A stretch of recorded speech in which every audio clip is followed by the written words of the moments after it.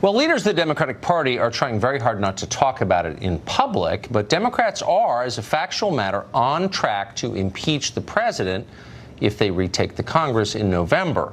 If they retake the House, which looks likely, to be honest.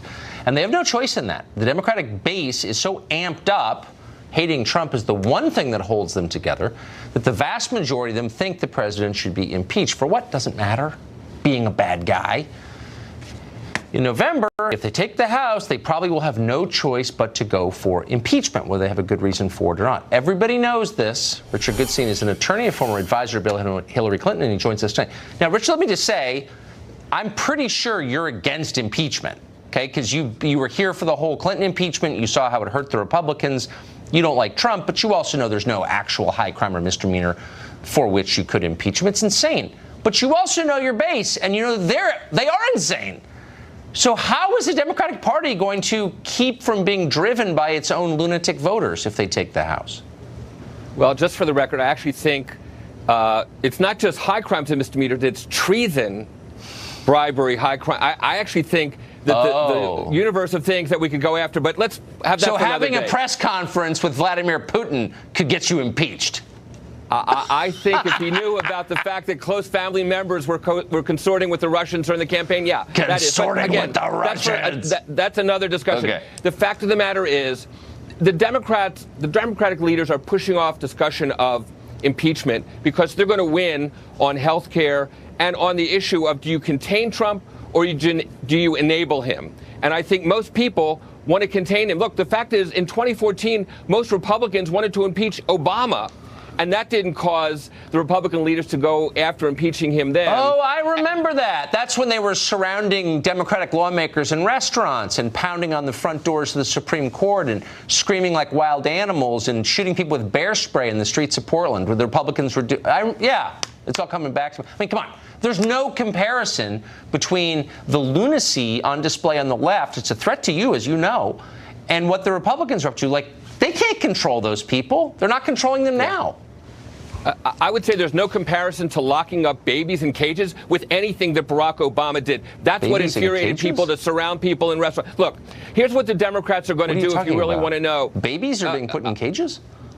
On the Mexican border. But again, another discussion. I think what's going to happen is there are going to be public hearings, like Watergate on the Russian attack, on the emoluments, on obstruction of justice, on tax fraud, money laundering, bank fraud, on a series of things. I don't think they're going to be going after impeachment because I think politically they realize they couldn't clear the Senate, and they frankly rather have a weakened Trump to run against than. Wait, so can I ask you a sincere question? Do you really think after 2 years of talking about Russia, when Russia poses no actual threat to us, the threat is China and Google? I mean, there are real threats. Russia's not in the running.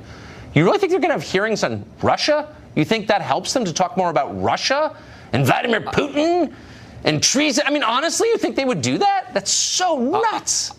I think Trump appointed officials at the top of our intelligence community. You've heard about this Pompeo fellow. Remember, he used to be head of the CIA. He said that the Russians attacked the United States and posed a threat to us. I don't care what Pompeo says. Do you really think that we need more hearings on Russia? Russia?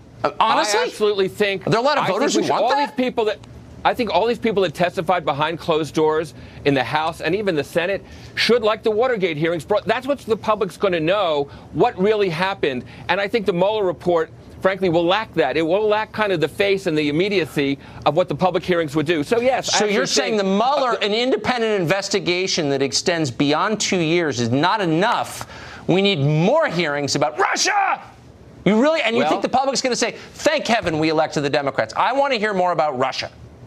You really I would be more sensitive to that chart. I would be more sensitive to the charge about how long Mueller's going on if there was a single Republican that complained when Ken Starr went beyond year 2, 3, 4, etc. So yes, I actually think the public is owed a public hearing and showing about what happened. I don't think they haven't gotten that yet. I know out there throughout the fruited plains, people are grateful that we're going to keep talking about Russia. You got it. Into the next millennium. Richard, thank you very much. Let's talk the day after the Mueller report comes out. How's that? Russia!